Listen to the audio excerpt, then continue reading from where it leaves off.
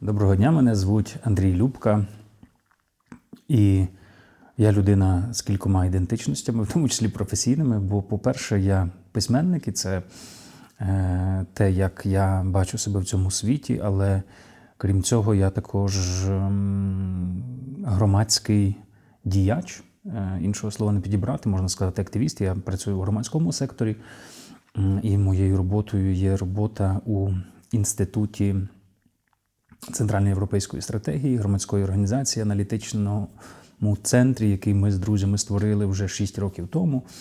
І успішно розвиваємо його. Я директор цього інституту, і це моя робота і мої обов'язки. Крім цього, я ще й волонтер, який допомагає Збройним силам України, використовуючи в тому числі свої літературні зв'язки, впізнаваність і зв'язки в громадському секторі. Все це в сумі, насправді, воно тримається купи як одна ідентичність, але це різні сфери, різні справи. Я живу в Ужгороді, місті на заході України, столиці такого дуже специфічного регіону, яким є Закарпаття. І мені здається, що і Закарпаття, і Ужгород дають великі можливості, великий потенціал для розвитку різних проєктів, оскільки мають багато переваг. І у Закарпатті, регіоні, яке розташоване в серці Європи, в центрі Європи, це регіон, який має 4 кордони з європейськими країнами.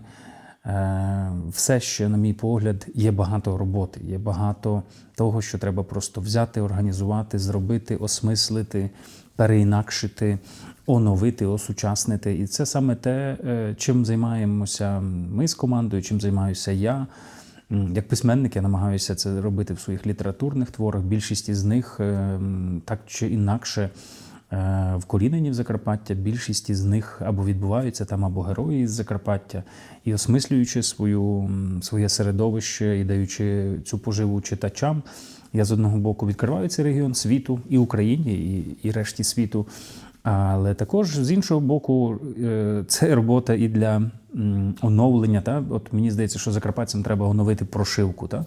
Якщо так сказати, на застосунку. І ось я намагаюся ставити питання, показувати якісь недоліки, показувати нашу силу, висвітлювати, підсвічувати якісь важливі елементи, які наше суспільство не дуже цінує. Тобто це частина моєї роботи. І колись, коли я вирішив переїхати, повернутися жити в Закарпаття, я жив після навчання в Ужгороді, я жив у Києві, а згодом жив у Варшаві. І коли в 2014 році, після Революції Гідності, я вирішив повернутися в Україну, я вирішив повернутися в Ужгород. Хоча після столиць мені здавалося, що там може бути занадто тихо, і там мало якихось можливостей для розвитку кар'єри, для амбітної молодої людини, яка здобула європейську освіту і могла би прикластися до чогось. Але я вирішив, що навпаки, саме з таким бекграундом, саме з таким портфоліо і CV треба їхати в Закарпаття і робити ту роботу. Тому що в столицях таких людей більше, але робити цю роботу у провінції, розуміючи і всі її переваги, але дуже добре знаючи всі її недоліки, як на мене, це було сміливе рішення, але правильне рішення. Ось тепер, коли минуло вже 11 років, мені здається, що це було правильне рішення. І я повертався на Закарпаття, я повертався в Ужгород як у малий центр світу, про який ще ніхто не знає. Але моєю ідеєю було цей центр світу створити. І, зокрема, коли ми говоримо про Інститут Центральної європейської стратегії, от якраз це і є один з елементів того, як це інституціоналізувати, як покласти на рейки повсякденної роботи, сформувати команду, зібрати навколо себе людей.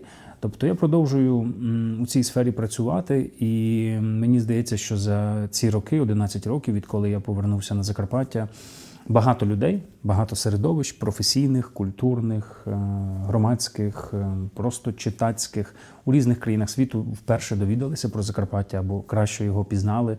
І оця моя робота, направлена на відкриття, на Reopen Закарпаття, називається один з наших форумів.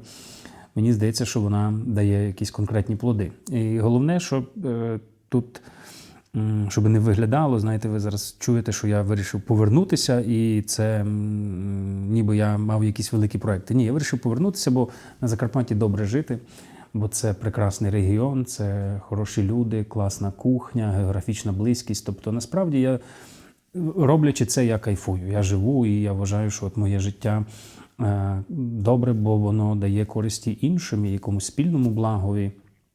І для мене вирішальним теж був один із прикладів, бо між 2012 і 2014 роком, коли я вчився у Варшаві на балканістиці, я багато книжок балканських письменників, які перекладені польською, купував видавництва «Пограниччя».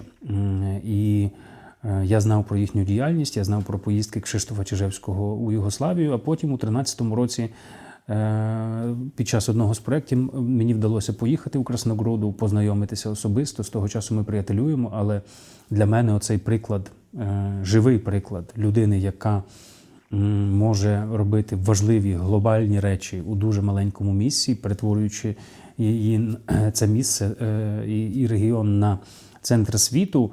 Він для мене був дуже важливим, бо це була не ідея, це була практика. Я бачив, що це можливо, і потім я багатьом людям про це розповідав. І цей приклад мені теж самому хотілося би показувати іншим уже своєю роботою, своїм життям. Тому це така річ, яка передається при дотику, при подиху. І я дуже сподіваюся, що вона передасться і вам. Дякую.